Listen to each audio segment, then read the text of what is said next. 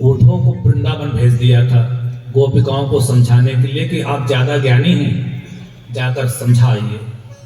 और उद्धव जी अपने ज्ञान को भी वृंदावन में भूल जाते हैं। ऐसी भगवान की महिमाएं। बाबा सुखदेव कहते हैं, राजन, भगवान 9 वर्ष तक मथुरा में रहे। कंस की पत्नियों के नाम थे अस्ति और प्राप्ति, दोनों विधवा हो गईं। अस्ति प्राप्ति के जो पिता थे, जिनका नाम था जरासंध, जरासंध कंस का ससुर था और उसने अपनी पुत्रियों के वैधव्य के कारण को समझा और श्री कृष्ण से बदला लेने के लिए मथुरा पर चढ़ाई कर देते हैं। अनेक बार भगवान ने उसको मार पीट कर भगा दिया। एक दिन दाऊ जी ने कहा, लाला आज जरासंध को मैं मार देता हूं। भगवान ने कहा, जिस लिए हम यहां आए हैं वही ये काम कर रहा है। बोलो राधे राधे। हमारा काम है असुरों का श्रृंगार करना, परंतु हम असुरों को कहां ढूंढेंगे। ये समस्त दुष्टों को इकट्ठा करके लाएगा बार बार और बार बार हम इसको मारेंगे। परंतु आज क्या हुआ, जरासंध काले वन को लेकर आ गया, जो वरदान था जिसको भगवान ने लीला करी। विश्वकर्मा जी को आदेश दिया कि जाकर द्वारिका में हमारे द्वारिकापुरी को बचाओ। और आज भगवान जरासंध के द्वारा युद्ध नहीं करते, जरासंध के साथ उसके द्वारा भेजे गए काले वन के आगे आगे भागते हैं। और आज उनका नाम पड़ता है भगवान रणछोड़। बोल रणछोड़ भगवान की। बाबा परीक्षित ने कहा, गुरुदेव तो क्या भगवान पेड़ दिखाकर भाग गए? बोले, ये सीखने की आवश्यकता है उनसे। जहां काम भागने से बन जाए वहां लड़ने की कोई आवश्यकता नहीं। बोलो राधे राधे। हैं? वहां से हट जाइए, क्रोध अपने आप अगलेगा, शांत हो जाएगा। थोड़ी देर बाद जब आप जाएंगे तो मामला शांत मिलेगा। परंतु भगवान को भी लीला करने दे। उस गुफा पर जाते हैं जहां मुचकुंद मानधाता के जो वंशज हैं वो आज वहां गुफा में सोए हुए, और उनको वरदान था कि जो भी आपको निद्रा से जगा देगा वह भस्म हो जाएगा। क्यों? क्योंकि वे देवताओं देवासुर संग्राम में लड़े और थक गए। तब भगवान से कहा कि मुझे निद्रा दे दीजिए, मैं आराम करना चाहता हूं। वही आज मुचकुंद यहां आराम कर रहे हैं। भगवान ने चुपके से अपना पीतांबर मुचकुंद के ऊपर डाल दिया।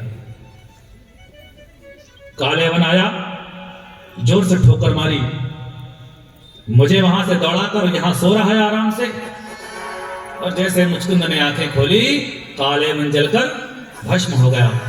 मुचकुंद ने वो पीतांबर देखा, चंदन की सुगंधित उसमें सुगंध आ रही।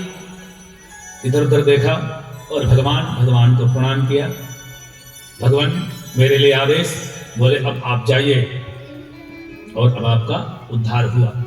भगवान आज जो है द्वारिका में अपना राज तिलक करवाते हैं और द्वारिका के राजा कहलाते। बोल द्वारिकाधीश भगवान की जय। ऐसे भगवान की मनोहारी लीलाएं राजन। गुरुदेव, मैंने सुना कि उनके इतने विवाह कैसे हो गए? बोले, राजन सुनिए, उनका सबसे पहला विवाह तो उनके बहुत हुए, और चटमंगनी पट ब्याह। उनको खुद नहीं पता चला कि मैं यहां आया किस लिए हूं। जहां भी गए महाराज वहां से कुछ ना कुछ लेकर आए। तो राजन, कुंडिनपुर के राजा विदर्भ देश के भीष्मक, जिनकी पुत्री थी रुक्मिणी, उन्होंने उनके जो भाई थे रुक्मरथ, उनकी एक बहन, भीष्मक ने कहा कि मैं तुम्हारे लिए सुंदर वर की जो है तलाश में कई जगह भटकता रहा, लेकिन आज मुझे लगता है कि तुम्हारे लिए द्वारिका के राजा श्री कृष्ण ही अनुकूल रहेंगे। रुक्मिणी जी ने कहा, ये तो बहुत सुंदर वर है। मुस्कुराई, और जब रुक्मिणी जी मुस्कुरा दी तो पिता और माता समझ जाते हैं। परंतु रुक्मिणी ने कहा, नहीं, अब आप हो गए बूढ़े, इसके लिए अपनी बहन के लिए हम बढ़िया कोई सुयोग्य वर उस वाले को थोड़ी चुनेंगे। हम स्वयंवर करेंगे जिस पर शिषपाल इत्यादि सभी आएंगे।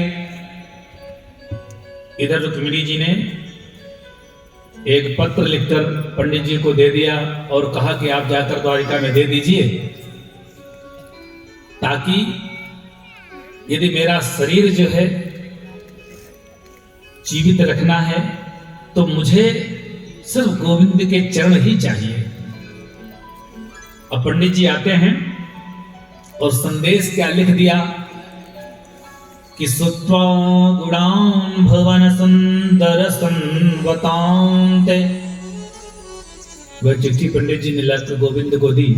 भगवान श्री कृष्ण ने वह चिट्ठी जब पढ़ी तो क्या लिखा कि श्रुत्वा गुणान भवन सुंदर संवतांते निर्वेश्य कर्ण विवरे नरतोंगतापम रूपम दृशां दृश्यमता मखिलार्थ लाभम त्वय्यच्युता विशति चित्रमपत्रमं ये। मैंने आपको देखा नहीं और मैं आपको तो जानती भी नहीं, परंतु ये पत्र मैं आपको लिख रही हूं चित्र के माध्यम से। बोलो राधे राधे। मैंने आपका सुंदर चित्र अपने मन में बसा लिया है। आप जैसे भी हो मेरे हैं और मुझे जो है आप वर्ण कर लीजिए। भगवान ने पंडित जी को संदेशा दे दिया। पंडित जी से कहिएगा कि वह तैयार रहेंगे। तो रुक्मिणी ने क्या कहा है?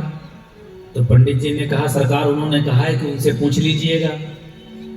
और मैया ने तो ये कहा है कि मेरा तो वर्ण कर लें और नहीं वर्ण होता है तो हरण कर लें। बोलो राधे राधे।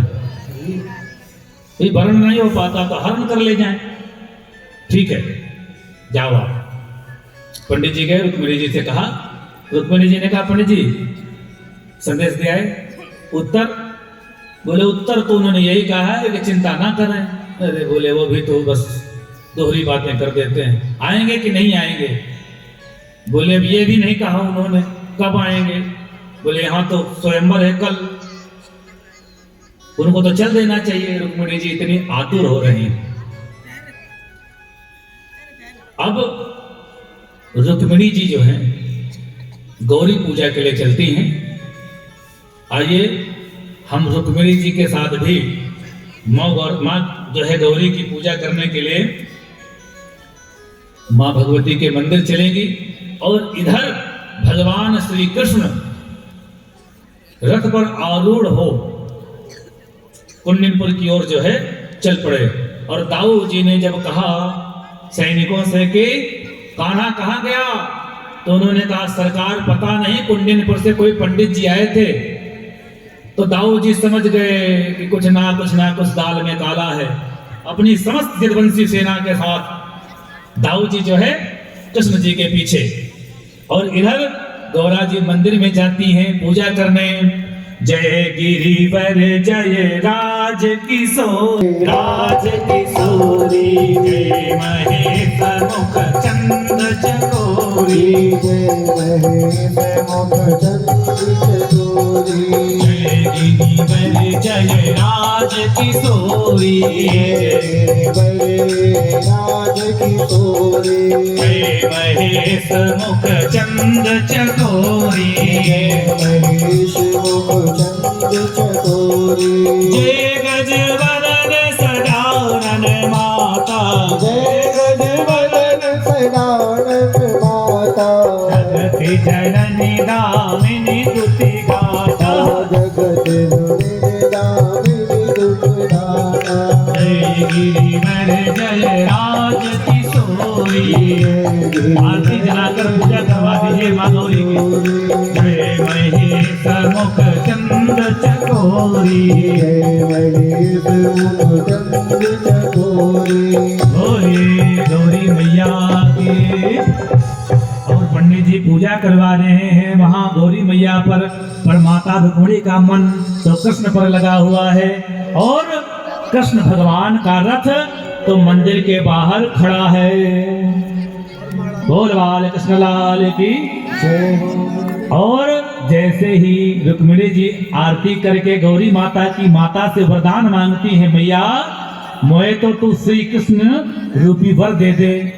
और जैसे ही पर कृष्ण भगवान आ जाते हैं और सैनिक लोग क्या कहते हैं, अरे कालिया आगो, कालो आगो, कालो आगो। और भगवान श्री कृष्ण दौड़ते हुए आते हैं और रुक्मिणी का एक हाथ पकड़कर जो है ले जाते हैं, कहां, अपनी रथ की ओर। सभी सैनिक जो है उनको एक टक देखते रहते हैं। बोल रुक्मिणी हरण भगवान की जय।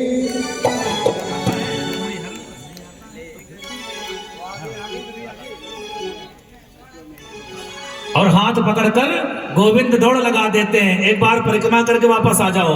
अरे ले गयो रे। हमारे गोपाल जी जो है जब रुक्मिणी को ले जाते हैं तो सैनिक लोग सिर्फ यही कहते हैं, रे कन्हैया रुक्मिणी ले गयो रे। कन्हैया रुक्मिणी ले गयो रे। कन्हैया रुक्मिणी ले गयो रे। कन्हैया रुक्मिणी ले गयो रे। कन्हैया रुक्मिणी ले गयो रे। कन्हैया रुक्मिणी। और रुक्मिणी हरण भगवान की। दो कुर्सियां रखिए और भगवान का। और अब जो है सभी माताएं एक थाली नीचे रखिए, इनका दोनों का पूजन करिए। और बारात जो है, बारात तो भैया वहां बारात कैसी आ गई, बारात भी ऐसी कि शिशुपाल आदि रुक्मिणी के और श्री कृष्ण के विवाह में सम्मिलित हो जाते हैं। आइए हम सभी लोग उनके चरणों का पूजन करें। हम सभी लोग बारात के लिए चलेंगे। और बारात कौन कौन जाना चाहता है? सभी जाएंगे इसमें, छोटे मोटे पतले दुबले, ठीक है। और आज मेरे श्याम की शादी है। और शादी आज तो छोटी सी शादी हो रही है उनकी।